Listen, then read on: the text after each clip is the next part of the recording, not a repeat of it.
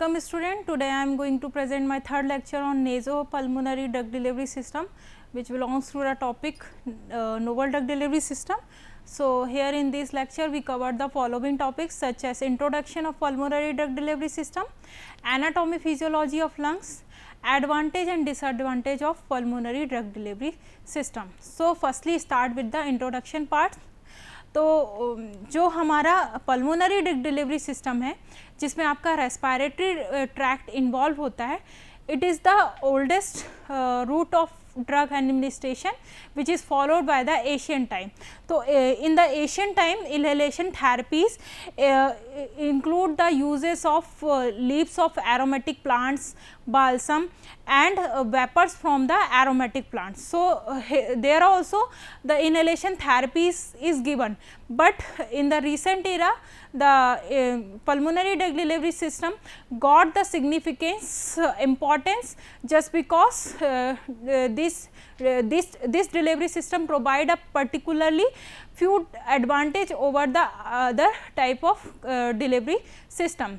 So, over the past decade inhalation therapies established itself as a valuable tool in the local therapy of pulmonary diseases such as asthma or such as for COPD, chronic obstructive pulmonary diseases.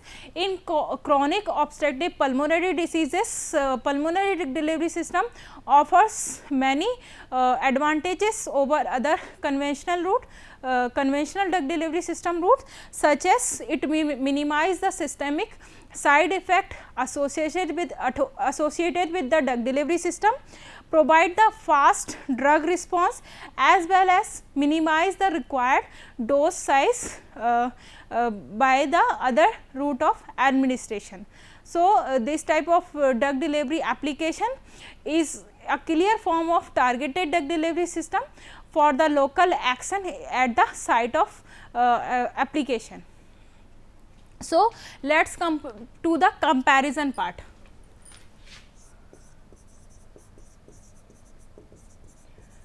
If we are going to compare with the parenteral route,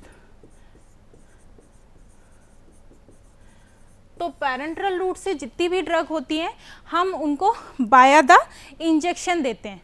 अब injection के through जब हम किसी भी drug को देते हैं तो ये हमारा क्या है, इन्वेसिव रूट ऑफ एडमिनिस्ट्रेशन है, जिसमें क्या होता है, पेशेंट को पेन होता है, डिस्कम्फर्ट फील होता है,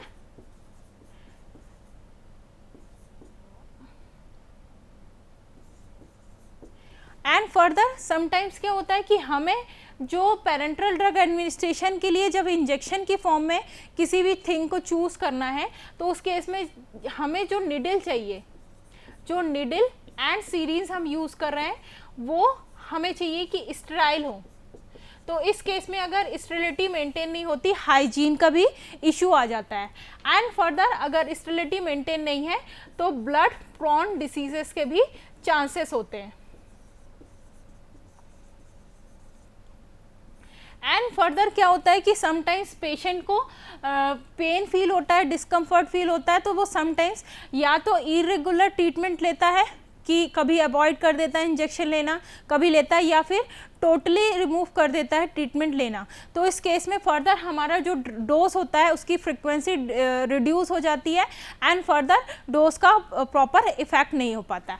ऐसे ही हम ओरल रूट ऑफ एडमिनिस्ट्रेशन की बात करेंगे तो ओरल क्या है, most common route of administration है.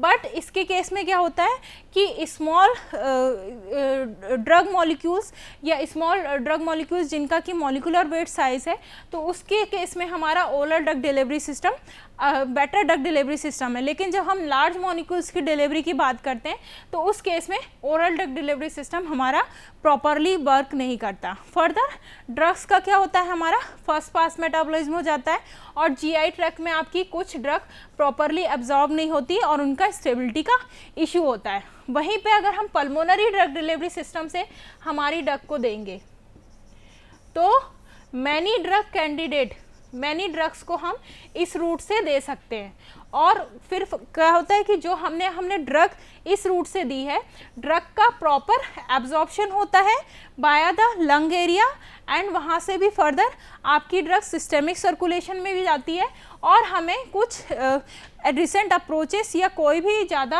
अप्रोचेस यूज़ करने की ज़रूरत नहीं रहती है, फर्दर हमको उनको मॉडिफाइड करने की ज़रूरत नहीं रहती कि हम अपने फॉर्मुलेशन को मॉडिफाई करें तभी वो एब्जॉर्ब होगा। ड्रग डायरेक्टली नेचुरल मैकेनिज्म के थ्रू आपकी एब्जॉर्ब हो जाती है into the systemic circulation.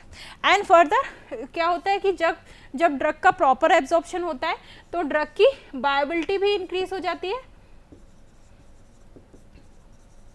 बायोबिलिटी increase हो जाती है without any necessity of any permeation enhancers use and this is the non invasive type of route of administration.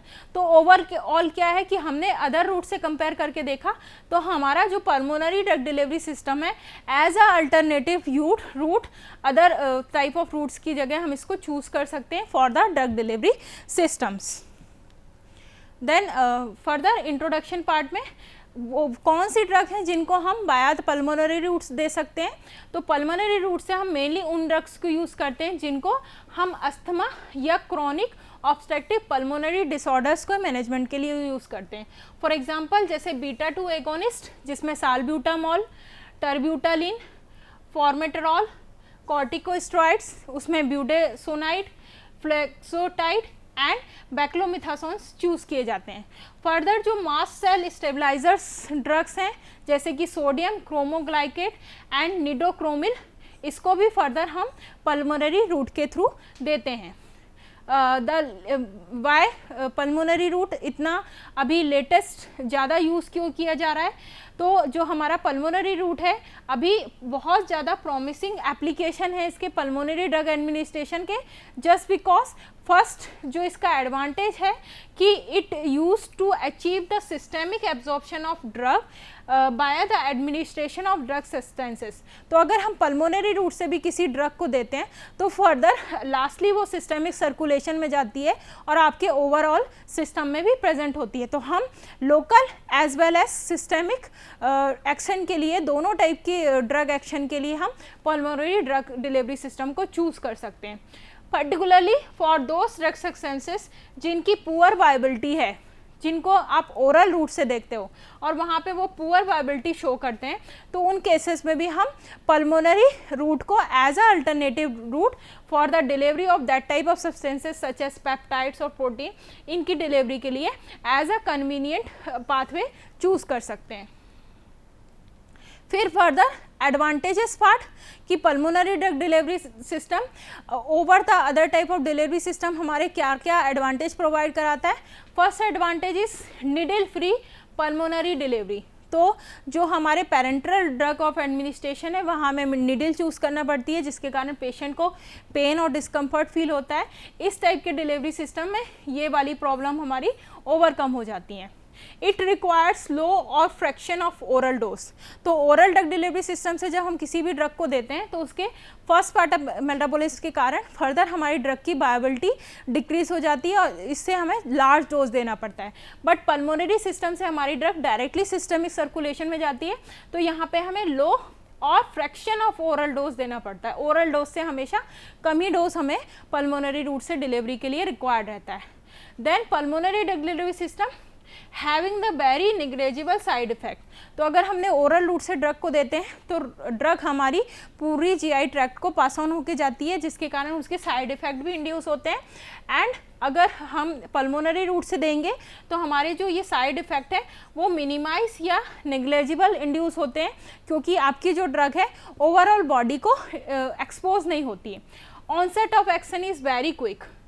तुरंत आपको क्विक ऑनसेट ऑफ एक्शन मिलता है by the pulmonary drug delivery system. Degradation of drug by the liver is avoided. जो drug है उसका liver में first pass metabolism नहीं होता, डायरेक्टली सिस्टेमिक सर्कुलेशन में जाती है तो अवॉइड होता है यहाँ पे, जिसके कारण ड्रग का डिग्रेडेशन आपका रिड्यूस हो जाता है। फिर साइड स्पेसिफिक डिलीवरी, अगर आप चाहते हो आपको लोकल एक्शन के लिए साइट स्पेसिफिक डिलीवरी देना है तो आप पल्मोनरी ड्रग डिलीवरी सिस्टम को as a prominent route choose कर सकते हो। Then come to the limitation parts कि फर्स्ट लिमिटेशन क्या है कि हमेशा आपको कॉम्प्लेक्स डिलीवरी डिवाइसेस चूज़ करना पड़ती हैं ताकि आप अपने डोसेस फॉर्म को पल्मोनरी रीजन तक डिलीवर्ड करा सको। इसमें हम आगे पढ़ेंगे जब हम डिलीवरी डिवाइसेस पढ़ेंगे, जिसमें आपको निबुलाइज़र यूज़ करना है, मीटर डोज इन्हेलर्स यूज़ करना है, डीप पाउडर इन्हेलर्स यूज़ करना है। तो ये कॉम्प्लेक्स डिवाइसेस होती हैं और कॉस्टली होती हैं, जिसको फर्दर चूज़ किया जाता है आपकी ड्रग्स को टारगेट करने के लिए एयरवे रीजन में और इन द लंग रीजन के। फिर सेकेंड है एरोसॉल डिवाइसेस। अब जो पल्मोनरी ड्रग डिलीवरी सिस्टम में हम ड्रग्स को देते हैं तो हमेशा जब डिवाइसेस के साथ यूज़ करते हो तो जो फॉर्मुलेशन है हमें एरोसोल की फॉर्म में देना पड़ती है, और एरोसोल को डिलीवर करने के लिए जो डिवाइसेस यूज़ करना पड़ती हैं उनको डिफ़िकल्ट होता है यूज़ करने के लिए। तो every patient is not eco friendly with every type of technical devices. तो उसके पहले हमें उसकी काउंसलिंग करना पड़ती है, उसको बताना पड़ता है कि इसको कैसे यूज़ करना है, क्योंकि वो थोड़ी कॉम्प्लिकेटेड डिवाइसेस होती हैं। तो हर पेशेंट आपका इन टाइप की डिवाइसेस के लिए फ्रेंडली नहीं होता है। फिर various factor affect the reproducibility of drug delivery to the lungs. अब कुछ ड्रग्स से रिलेटेड फैक्टर होते हैं, कुछ लंग्स और एयरवेज की फिजियोलॉजी से रिलेटेड फैक्टर होते हैं, कुछ फार्मास्यूटिकल फैक्टर होते हैं जो आपकी डोसेस फॉर्म या डिलीवरी सिस्टम की वर्किंग को अफेक्ट करते हैं, जिसमें आते हैं फिजियोलॉजिकल फैक्टर। जो आपकी रेस्पिरेटरी ट्रैक्ट है उसकी एनाटॉमी फिजियोलॉजी कैसी है, उस पर फर्दर आपकी डिलीवरी सिस्टम और डिवाइसेस का चूजिंग डिपेंड करेगा। सेकेंड, फार्मास्यूटिकल फैक्टर, जिसमें आप जो डिवाइस या फॉर्मुलेशन अप्रोच चूज़ कर रहे हो उसके वेरिएबल्स आपको पहले चूज़ करने पड़ेंगे कि अकॉर्डिंग टू डिलीवरी सिस्टम और डिवाइस आपको किस टाइप का ड्रग चूज़ करना है या कौन सा ड्रग हमारा देने के लिए सुटेबल रहेगा।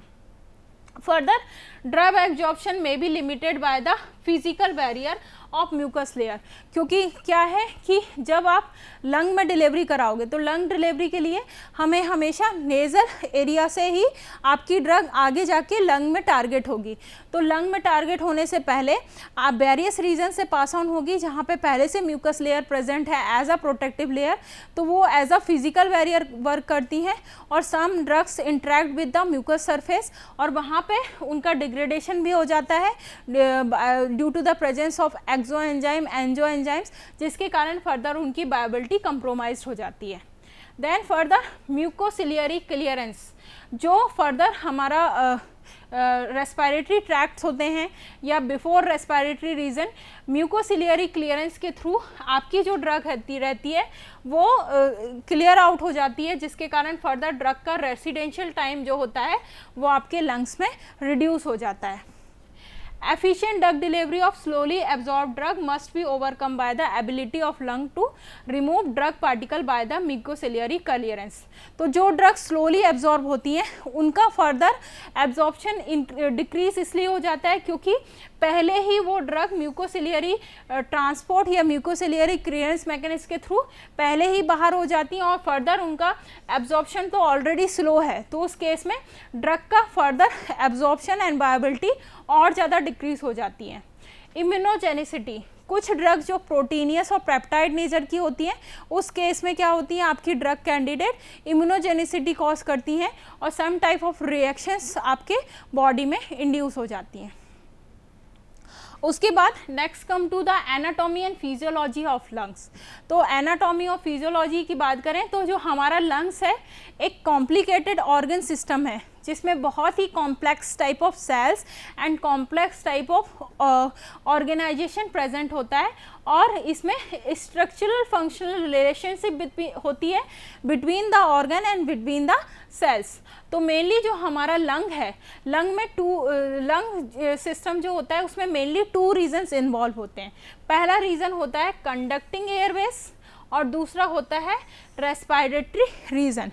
तो कंडक्टिंग एयरवेज, जब हमें लंग्स में टारगेटिंग कराना है ड्रग की, तो जो नोज़ एरिया रहता है, नोज़ एरिया से लेके हमारा जो ट्रैकिया ट्रक का रीजन रहता है ये कहलाता है कंडक्टिंग एयरवेज। तो कंडक्टिंग एयरवेज का मेन काम क्या होता है?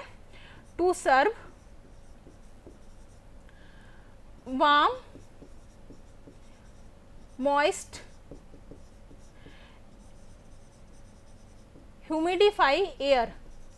तो मेनली जब आपकी जो गैसेस हैं वो नोज से होके जाएंगी, तो नोज से लेके ट्रैकिया तक का जो रीजन है उसका काम होगा कि भाई एयर को प्यूरिफाई करना, उसमें मॉइस्चर कम है या ज़्यादा है उसको मेंटेन करना, उसका ह्यूमिडिफिकेशन करना, उसकी हीट जो है उसको मेंटेन करना, एंड फर्दर उसको आगे के सर्कुलेशन जो हमारा लंग सिस्टम है उसके लिए पास ऑन कर देना। फर्दर हमारा जो रेस्पिरेटरी रीजन है, रेस्पिरेटरी रीजन में आपका जो एल्वियोलर सैक है और जो एल्वियोलाई हैं वो मिलके बनाते हैं आपका रेस्पिरेटरी रीजन। इसमें भी आपका एल्वियोलर सैक और एल्वियोलाई, तो ये दो मेनली जो रीजन्स होते हैं वो आपके लंग्स में प्रेजेंट होते हैं। इनका मेन काम होता है गैस एक्सचेंज करना और मेनली रेस्पिरेशन का काम यहीं पे होता है। तो उसमें भी एल्वियोलर सैक होती हैं जो गैसियस एक्सचेंज में 10% पार्टिसिपेट करते हैं, बाकी 90% जो गैस एक्सचेंज का काम होता है वो आपके एल्वियोलाइज में होता है। देन एनाटॉमी फिजियोलॉजी में अगर आप लंग्स देखोगे तो हमारा यहाँ पे हमारा नोज़ है, नोजिया से यहाँ नोज़ के बाद यहाँ पे हम ट्रैकियल रीजन में आते हैं। तो ट्रैकिया में जो आपकी मेन ब्रोंकाई होती है वो डिवाइड होके 2 ब्रोंकस में डिवाइड होती है। ये ब्रोंकस जाके आपके लंग्स में ओपन होते हैं और यहाँ पे आपके लंग्स 2 पार्ट में डिवाइड होता है, राइट लंग और लेफ्ट लंग। लेफ्ट लंग में आपके 2 लोब्स होते हैं, upper lobe, over lobe, lower lobe, and right lung में जो होता है आपका अपर, मिडिल और लोअर लोब दोनों होता है। इन लंग्स के अंदर भी आप देखोगे तो जो आपकी ब्रोंकस होता है वो फर्दर ब्रोंक्यूल्स में कन्वर्ट होता है, ब्रोंक्यूल्स आगे जाके फर्दर एल्वियोलर सैक्स में कन्वर्ट होते हैं और एल्वियोलर सैक्स में भी छोटी छोटी आपकी एल्वियोलाइज, ब्रोंक्यूलर एल्वियोलाइज प्रेजेंट होती हैं। So the airway is further divided into many folds। तो अगर आप नोज से लेके ट्रैकिया तक का रीजन देखोगे जो आपका कंडक्टिंग एयरवे रीजन है, तो वहाँ पे क्या होता है, वो स्टार्ट होता है आपका नेजल कैविटी से। नेजल कैविटी में आगे आपके साइनस, साइनस के आगे nasopharynx, oropharynx, लैरिंग्स, trachea, bronchi and bronchioles, ये सारी आपकी कंडक्टिंग एयरवेज हैं। उसके बाद रेस्पिरेटरी रीजन आता है जो कि मेनली मिलके बना होता है respiratory bronchioles, alveolar duct and alveolar sacs. तो फर्दर जो हमारा रेस्पिरेटरी ट्रैक होता है उनमें अगर आप नोज के एरिया से लेके देखोगे तो टोटल 23 बाइफर्केशंस प्रेजेंट रहते हैं through the mouth to alveoli. And major task क्या होता है रेस्पिरेटरी रीजन का या लंग्स का, to provide the gas exchange by adding oxygen and by the removing the carbon dioxide from the blood passing through the pulmonary capillary bed। तो further जो हमारा lung reason है या बोलना चाहिए रेस्पिरेटरी रीजन है उसको मेनली 3 पार्ट्स में डिवाइड किया गया है। पहला पार्ट होता है हमारा नेजोफेरिंग्स रीजन। नेजोफेरिंग्स रीजन इसको हम अपर एयरवे रीजन भी बोलते हैं। सेकेंड जो रीजन होता है हमारा ट्रैकियोब्रैंकियल रीजन, जिसको हम सेंट्रल या कंडक्टिंग एयरवे रीजन भी कहते हैं। एंड थर्ड रीजन जो होता है जिसको हम बोलते हैं एल्वियोलर रीजन या respiratory peripheral pulmonary airway region. तो ये हमारे 3 रीजन होते हैं जो लंग रीजन या रेस्पिरेटरी रीजन में प्रेजेंट होते हैं। तो नेजोफेरिंग रीजन में जो हमारे बोलना चाहिए यूनिट्स इन्वॉल्व होती हैं वो हमारी चालू होती है नोज से। नोज में हमारा frontal sinus, spheroidal sinus, middle terminate, inferior terminate, nasopharynx, oropharynx, लैरिंग्स, ये सब मिलके आपका अपर एयरवे या नेजोफेरिंग्स रीजन बनाते हैं। सेकेंड जो होता है हमारा ट्रैकियोब्रैंकियल रीजन, इसमें जिसको आप सेंट्रल या कंडक्टिंग एयरवेज भी बोलते हो, इसमें आपके ट्रैकिया डिवाइड होते हैं 2 ब्रोंकस में जिनको मेन ब्रोंकस बोलते हैं। इन ब्रोंकस की भी फर्दर ब्रांचिंग होती है जो लार्ज सब सेगमेंटल ब्रोंकस में कन्वर्ट होते हैं। ये ब्रोंकस भी आगे जाके स्मॉल ब्रोंकस में ओपन होते हैं और स्मॉल ब्रोंकस फर्दर डिवाइड होके ब्रोंक्यूल्स में कन्वर्ट होते हैं और इन ब्रोंक्यूल्स की भी ओपनिंग होती है टर्मिनल ब्रोंक्यूल्स में। And further terminal bronchioles open होते हैं रेस्पिरेटरी ब्रोंक्यूल्स में, और रेस्पिरेटरी ब्रोंक्यूल्स फर्दर लास्ट में जाके एल्वियोलर डक्ट और एल्वियोलर सैक बनाते हैं। तो ये जो हमारा सेकेंड रीजन है उसमें ट्रैकिया से लेके ब्रोंकियल तक का रीजन कहलाता है, इसको सेंट्रल या कंडक्टिंग एयर बोलते हैं। एंड थर्ड रीजन जो होता है हमारा एल्वियोलर रीजन, इसमें आपके ब्रोंकियल से लेके एल्वियोलर डक्ट और सैक तक का रीजन इन्वॉल्व होता है। देन फर्दर हमारी आता है पल्मोनरी एपिथेलियम। अब हमने बाहर का रीजन पढ़ लिया कि 3 रीजन्स का बना होता है, फिर हम इंटरनल स्ट्रक्चर देख रहे हैं। इंटरनल स्ट्रक्चर में आप देखोगे तो हमारा लंग्स में क्या मेनली इन्वॉल्व होती हैं, ब्रोंकाई, ब्रोंक्यूल्स एंड एल्वियोलाइज, और सभी ने डिफरेंट टाइप की सेल्स प्रेजेंट होती हैं। तो ओवरऑल लंग्स में हमारे 40 टाइप की सेल्स प्रेजेंट होती हैं, 40 टाइप की सेल्स प्रेजेंट होती हैं, और हर रीजन में एक पर्टिकुलर टाइप की सेल्स प्रेजेंट होती हैं।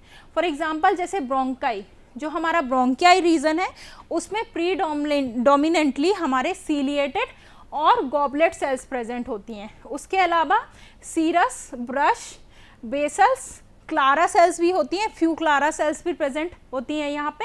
तो मेनली जो प्रीडोमिनेंटली हमारे प्रेजेंट है सीलिएटेड और गॉबलेट सेल्स प्रेजेंट होती हैं। तो सीलिएटेड सेल्स का मेन काम क्या होता है कि ये सीलिएटेड सेल, इनमें सीलिया प्रेजेंट होते हैं इसलिए ये सीलिएटेड होती हैं। इनका मेन काम होता है माइक्रोस, डिबेरिस और अदर टॉक्सिक सब्सटेंस जो हैं उनको एयरवे से रिमूव आउट करके निकाल के बाहर कर देना। दूसरी होती है हमारी गॉबलेट सेल्स। गॉबलेट सेल्स का मेन काम होता है म्यूकस का सिक्रीशन करना। ये म्यूकस सिक्रीट करती हैं ताकि आपके ब्रोंकाई रीजन में एक प्रोटेक्टिव म्यूकस लेयर प्रेजेंट रहे, और इस म्यूकस लेयर में फर्दर अगर माइक्रो ऑर्गेनिज्म प्रेजेंट है तो म्यूकस में ट्रैप होके आपके उसी रीजन में रह जाएं और फर्दर आगे जाके इन्फेक्शन कॉज ना करें। फर्दर इसमें बेसल सेल्स भी प्रेजेंट होती हैं। बेसल सेल्स क्या होती हैं कि they are the mainly responsible for the injury. तो अगर आपके ब्रोंकियल रीजन में कोई इंजरी होती है तो बेसल सेल जाके तुरंत उन इंजर्ड सेल को रिमूव करके उसकी जगह हेल्दी सेल्स का प्रोडक्शन करती हैं और हेल्दी एनवायरनमेंट प्रोवाइड कराती हैं। उसके बाद ब्रश सेल्स भी प्रेजेंट होती हैं। ब्रश सेल्स ये आपकी इनमें बहुत सारे माइक्रोब्लाइस प्रेजेंट होते हैं। एक ब्रश सेल में 120 से लेके 140 तक माइक्रोब्लाइस प्रेजेंट होते हैं, और ब्रश सेल्स का मेनली काम जो होता है कि ये जाके हमारे जो माइक्रोब्स वगैरह है उनको रिमूव आउट करती है, और म्यूकस का जो बोलना चाहिए कि एकदम यूनिक बोलना चाहिए distribution throughout the bronchial region करती हैं। सेकेंड रीजन जो होता है ब्रोंकियोल्स का, तो ब्रोंकियोल्स में मेनली आपके सीलिएटेड और क्लारा सेल्स प्रेजेंट होती है। तो जैसे जैसे हम ब्रोंकाई से ब्रोंकियोल्स रीजन में जाएंगे हमारे जो ये बोलना चाहिए गॉबलेट सेल्स या सीरस सेल्स होती हैं वो कम होती जाती हैं, और यहाँ पे सीलिएटेड और क्लारा सेल्स का जो नंबर होता है वो इंक्रीज होने लगता है। तो यहाँ पे mainly predominantly Clara sales present होती हैं। क्लारा सेल्स क्या होती हैं, ये नॉन सीलिएटेड टाइप की सिक्रीटरी सेल होती हैं। इनका मेन काम होता है टू सिक्रीट द सर्फेक्टेंट। तो मेनली ये सर्फेक्टेंट ए, बी और डी सिक्रेट करती हैं, एज वेल एज जो हमारी क्लारा सेल होती है सेल स्पेसिफिक प्रोटीन भी सिक्रेट करती हैं, और इनका मेन काम होता है जिनोबायोटिक्स का जिनोबायोटिक्स या टॉक्सिक सब्सटेंस जो होते हैं उनका मेटाबॉलिज्म करना और उनको रिमूव आउट करना। फिर फर्दर लास्ट रीजन जो हमारा होता है वो होता है एल्वियोलर रीजन। हमारे एल्वियोलर रीजन में क्या होता है, कोई भी म्यूकस सेल्स प्रेजेंट नहीं होती। इस रीजन में डिवॉइड ऑफ म्यूकस सेल्स होता है, और यहाँ पे हमेशा फ्लैटेंट epithelium simple squamous sales present होती हैं, जो इनका थिकनेस 0.1 से लेके 0.5 माइक्रोमीटर तक रहता है। तो यहाँ पे mainly 2 types of cell present होती हैं, type 1 pneumocytes and type 2 pneumocytes. तो टाइप 1 न्यूमोसाइट्स हमारी जो है वो ये है, एंड टाइप 2 न्यूमोसाइट्स जो है वो ये हैं। तो टाइप 1 न्यूमोसाइट्स क्या होती हैं, ये सिंपल थिन स्क्वामस सेल्स होती हैं जो एल्वियोलर रीजन का 93% एरिया ऑक्यूपाई करती हैं।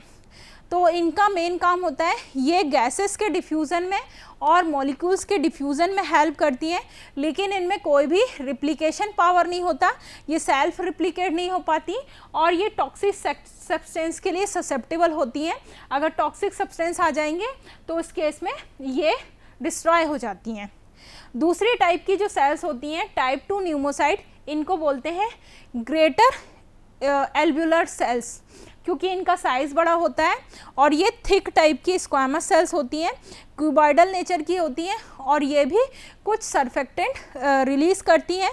इन सरफेक्टेंट का काम क्या होता है कि मेनली जो वाटर है उसका सरफेस टेंशन रिड्यूस करना एंड फर्दर अलाउ करना मेम्ब्रेन का सेपरेशन एंड फर्दर इंक्रीज करना जो एयर एक्सचेंज की कैपेसिटी होती है inside the alveoli.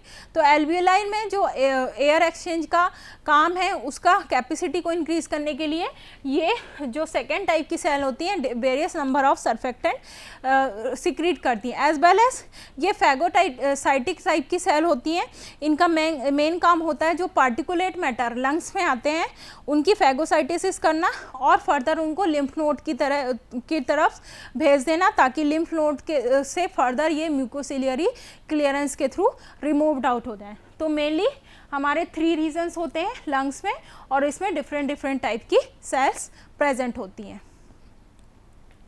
Now there is the reference which I have followed to prepare this PPT and so further go for revision. तो इस topic में हमने 3 टॉपिक्स कवर किए। पहला इंट्रोडक्शन पार्ट कि पल्मोनरी ड्रग डिलीवरी सिस्टम क्या होता है, क्यों चूज़ किया जाता है and further advantage disadvantage and pulmonary system में जो हमारे रीजन्स प्रेजेंट हैं उनकी एनाटॉमी फिजियोलॉजी कैसा होती है।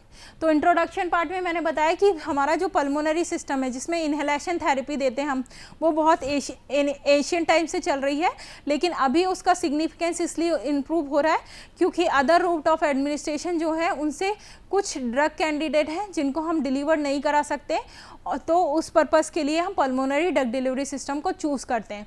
तो मार्केट में अभी आप देखोगे तो according to literature survey currently market में 25 ड्रग सब्सटेंस हैं जो कि इन्हेलेशन एरोजोल्स की फॉर्म में दिए जाते हैं for the local pulmonary effect and same number of molecule still are in clinical trial जो पल्मोनरी ड्रग डिलीवरी के लिए डेवलप किए जा रहे हैं।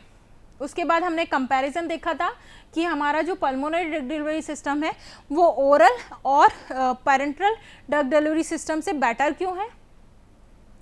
फिर पल्मोनरी ड्रग डिलीवरी सिस्टम हमको क्या एडवांटेज प्रोवाइड कराता है कि इससे हम सिस्टेमिक एब्जॉर्प्शन हमें सिस्टेमिक एब्जॉर्प्शन गेन होता है for number of drug substances के लिए एंड सेकेंड जो ड्रग्स हमारी पुअरली एब्जॉर्ब होती हैं बाय ओरल एडमिनिस्ट्रेशन उनको भी हम इस रूट से दे सकते हैं। देन हमने एडवांटेज देखे, लिमिटेशंस देखे एंड एनाटॉमी पार्ट में हमने देखा कि लंग्स जो होता है हमारा मेनली 2 रीजन्स का बना होता है। कंडक्टिंग एयरवे हमारा नोज से लेके ब्रोंकियोल्स तक का जो रीजन होता है वो कंडक्टिंग एयरवे होता है और इसका काम होता है वार्म, मॉइस्ट और ह्यूमिडिफाइड एयर लंग्स के लिए फर्दर प्रोवाइड कराना। एंड रेस्पिरेटरी रीजन में हमने हमारे ब्रोंकियोल से लेके एल्वियोलर सैक और एल्वियोलाई तक का रीजन प्रेजेंट होता है। इसमें एल्वियोलर सैक 10% गैस एक्सचेंज करती है जबकि एल्वियोलाई 90%। फिर हमने देखा कि जो हमारा लंग रीजन है 3 पार्ट्स में डिवाइड होता है एंड लंग्स में डिफरेंट रीजन में डिफरेंट टाइप की सेल्स प्रेजेंट होती हैं, उनकी डिफरेंट फंक्शनिंग होती हैं कि लंग्स में किस टाइप का सब्सटेंसेस का एब्जॉर्प्शन होगा और गैस एक्सचेंज में कैसे वो हेल्प करेंगी। तो ये हमारा टोटल यहाँ पे रिवीजन पार्ट कंप्लीट हो गया। ये रेफरेंसेस हैं। Thank you.